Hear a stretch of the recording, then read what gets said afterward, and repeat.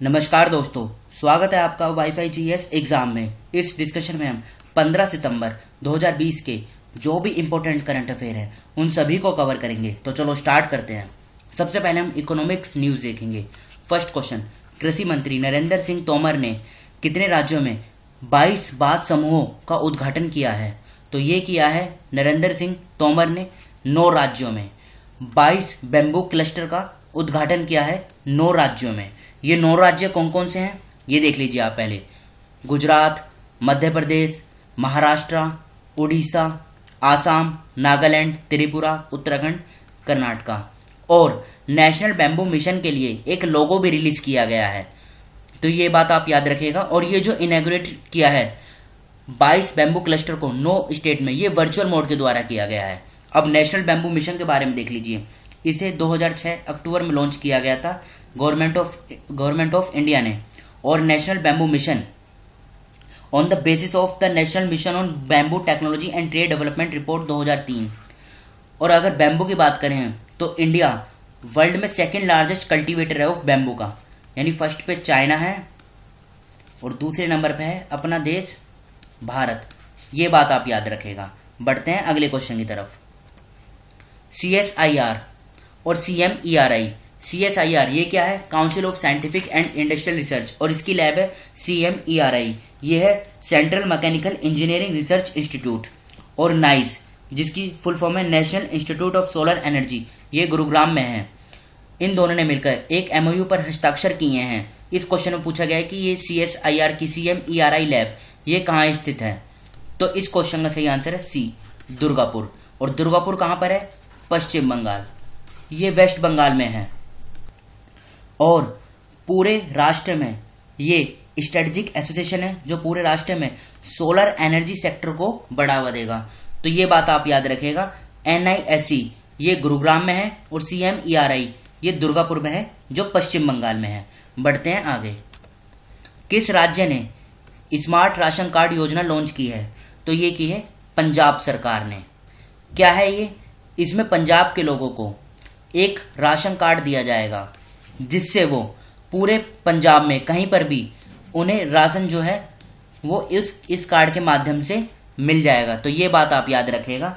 ये पंजाब सरकार ने लॉन्च की है स्मार्ट, और इसमें 1.41 करोड़, ये देखिए 1.41 करोड़ बेनिफिशरीज को फायदा होगा इस राशन कार्ड से। तो ये स्मार्ट राशन कार्ड स्कीम ये पंजाब सरकार ने लॉन्च की है। बढ़ते हैं अगले क्वेश्चन की तरफ। प्रधानमंत्री नरेंद्र मोदी ने किस राज्य में पेट्रोलियम से संबंधित 3 परियोजनाएं लॉन्च की हैं? तो ये की हैं बिहार में। अब ये 3 प्रोजेक्ट कौन कौन से हैं? फर्स्ट है दुर्गापुर से बंका की तरफ एक पाइपलाइन है 193 किलोमीटर की, एक तो ये है, ये बनेगी। और दूसरी LPG बॉटलिंग प्लांट, कहाँ पर? बंका में ही, ये 121 करोड़ का है, ये प्रोजेक्ट पास हुआ है। और तीसरा चंपारण में एक जगह है हर्षिधि, चंपारण में जगह है हर्षिधि, वहाँ पे एक LPG बॉटलिंग प्लांट बनेगा 136 करोड़ का। तो ये बात आप याद रखेगा। इन तीनों प्रोजेक्ट को लॉन्च किया गया है PM मोदी के द्वारा। कहाँ पर? बिहार में। अच्छा, चंपारण सत्याग्रह कब हुआ था ये बात आप याद रखें, ये बताइए। चंपारण सत्याग्रह हुआ था 1917 में, और चंपारण बिहार में है, ये भी आप याद रखेगा। बढ़ते हैं अगले क्वेश्चन की तरफ। 9 सितंबर को भारत, फ्रांस, ऑस्ट्रेलिया त्रिपक्षीय वार्ता का आयोजन किया गया। ये कौन से नंबर का था? First, second, third, fourth? तो ये पहला था। पहली बार ऐसा हुआ है कि भारत, फ्रांस और ऑस्ट्रेलिया तीनों ने मिलकर एक साथ ट्राइलेटरल डायलॉग किया है। और ये कब हुआ? ये वर्चुअली हुआ 9 सितंबर 2020 को। किस लिए किया इन्होंने? देखो, इंडो पैसिफिक रीजन में ये तीनों देश एक साथ मिलकर आएंगे और हर सेक्टर में, जैसे टूरिज्म सेक्टर, इकोनॉमिक सेक्टर, हर सेक्टर में एक दूसरे को सहयोग करेंगे। तो ये बात आप याद रखिएगा।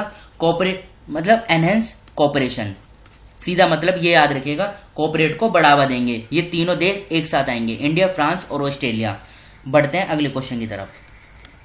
पहली बार निमन में से किसने लद्दाख में महिला चिकित्सकों को फॉरवर्ड ऑपरेटिंग लोकेशन पर भेजा है? तो ये भेजा है ITBP ने। ITBP जिसका पूरा नाम है इंडो तिब्बतन बॉर्डर पुलिस। और इसमें क्या होगा, लेह से लेके लद्दाख ये जो फॉरवर्ड पॉइंट है यहाँ तक, फॉरवर्ड लोकेशन जो है, इसमें जो फीमेल डॉक्टर्स हैं इनको पूरा चार्ज दिया गया है आईटीबीपी की तरफ से। ये बात आप याद रखिएगा। अब आईटीबीपी की बात करें तो पूरा नाम है Indo Tibetan border police. Headquarter है इसका कहाँ पर, न्यू दिल्ली में। हेडक्वार्टर न्यू दिल्ली में है। और इसका गठन कब किया गया था, 24 अक्टूबर 1962 को इसका गठन किया गया था। और गवर्निंग जो बॉडी है, गवर्निंग बॉडी कौन सी है, मिनिस्ट्री ऑफ होम अफेयर्स।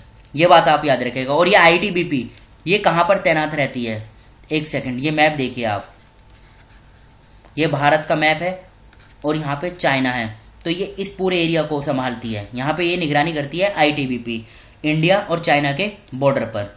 बढ़ते हैं अगले क्वेश्चन की तरफ।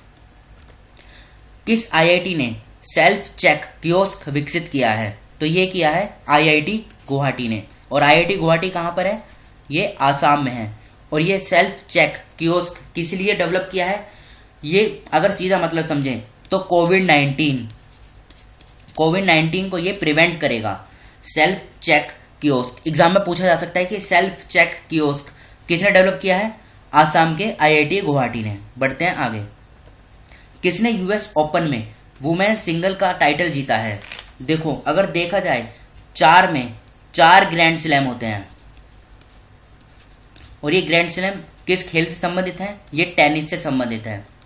सबसे पहले होता है ऑस्ट्रेलियन ओपन, दूसरे नंबर पे कौन सा होता है, फ्रेंच ओपन, तीसरे नंबर पे विमल्डन ओपन और चौथे नंबर पे होता है ऑस्ट्रेलियन ओपन, यूएस ओपन।